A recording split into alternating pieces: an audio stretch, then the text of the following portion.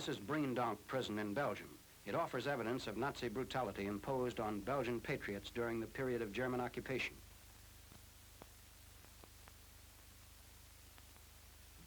Many of the horror exhibits remain untouched, such as the blood-stained coffins, demonstrating how the victims were tied up for administering vicious beatings.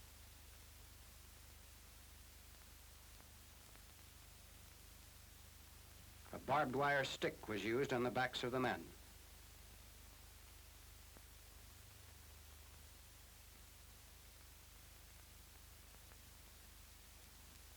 Another method for rendering a patriot helpless while he was attacked by his Gestapo guards.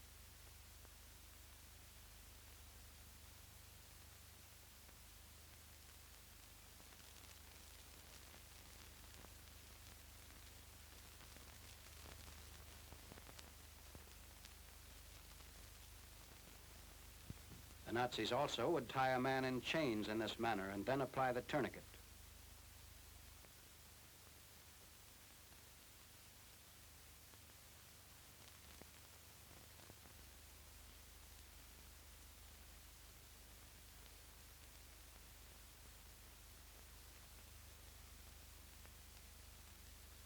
A Berlin-made thumb screw and how it was used.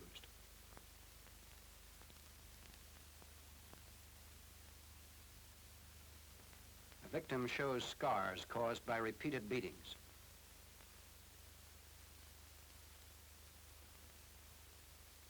Others show what happened to them as results of both beatings and cigarette burns.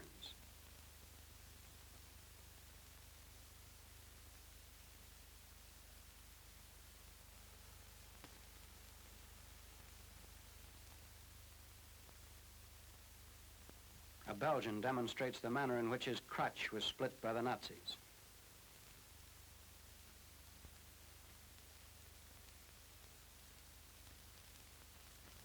A woman discloses the results of a beating.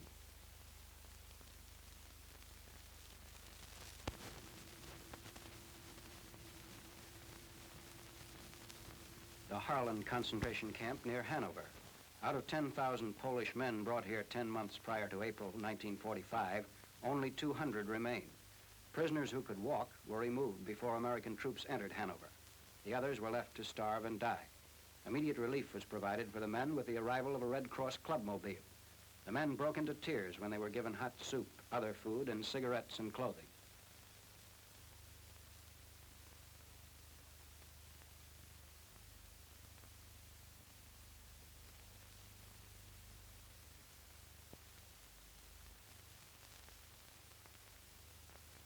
When questioned, most of these men could not remember when they'd last eaten a decent meal.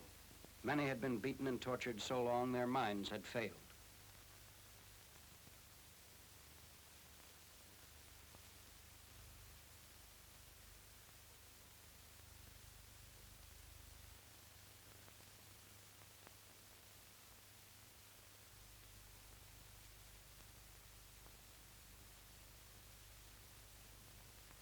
Some of the inmates are too weak to leave their bunks or even eat.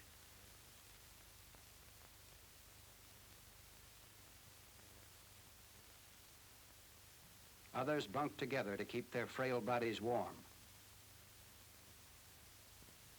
The deaths continue even after liberation of the camp. Some were too far gone when the Americans took over.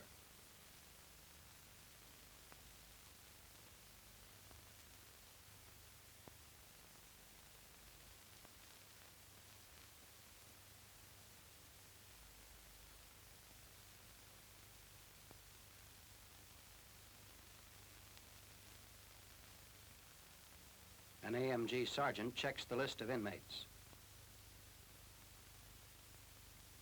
The victims relate the atrocity story and photographs are made for further documentation of the horrors committed at the Hanover camp.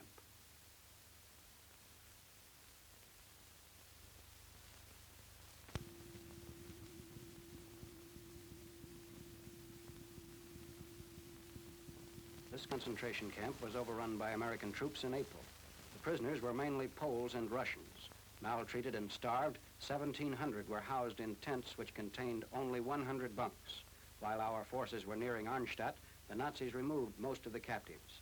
They shot those who were too weak to get away fast enough.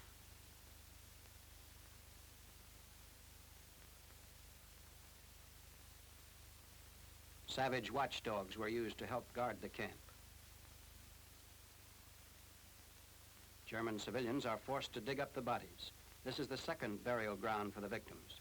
The spot where they were originally buried after the massacre was apparently too close to the town.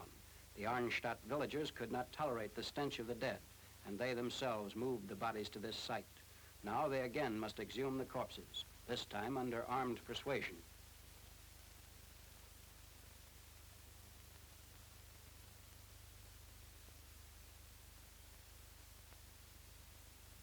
Victims bear the marks of violent deaths.